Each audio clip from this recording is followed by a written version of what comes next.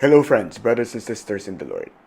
Welcome to Pathways of Hope, a daily reflection on the Gospel and the hope that it brings to us in these times. My name is Ted and I'll be sharing some reflections on the Gospel for today. Today is May 8, 2021, Saturday, and the Gospel for today is taken from John chapter 15, verses 18 to 21. In today's Gospel, Jesus tells us that we have a choice to make if we want to follow Him. Stop following the world. He tells us that if we choose to follow Him, we will no longer be of the world, and therefore the world will hate us, because the world will not recognize us.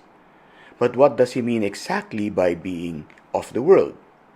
He means being hostile to God and what He stands for in our society. He means being so caught up in the artificial and temporal pleasures and affirmations of the world, such that there is no longer any room in our lives for God. Jesus makes it very clear. There is no middle ground. It is black or white, the kingdom of light or the kingdom of darkness. But how do we know we are choosing God over the world? Jesus tells us, if you were of the world would love its own. But because you are not of the world, but I chose you out of the world, therefore the world hates you. When we choose God's ways and not the world's ways, we will experience challenges, we will experience trials, we will experience persecution. Because not only will the world not understand us, not only will the world not recognize us, but the world will be hostile to us. But Jesus tells us that is how we know that we are doing God's ways and not the world's. Jesus assures us, however, He stands with us. He has been there before. He has experienced the same persecution, the mocking, the hostility of the world, to the point of shedding blood, to the point of death. Jesus is no stranger to the world's ways. Jesus is no stranger to rejecting what the world offers.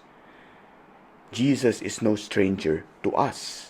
He is as close to us as the next breath we draw.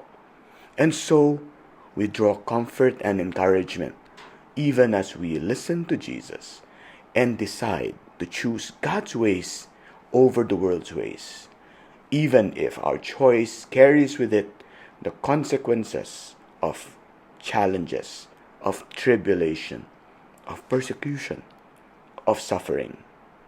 For we know that choosing to follow God and not the world means that we are choosing joy, means that we are choosing hope, means that we are choosing life.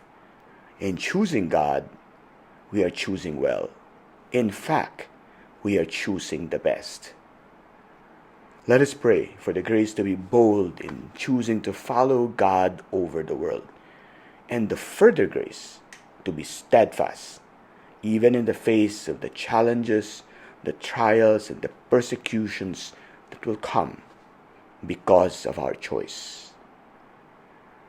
Friends, brothers and sisters, if you have been made a little bit more hopeful by this short commentary, please do spread that hope by sharing this short reflection. This has been Pathways of Hope. Thank you for listening. God bless us all.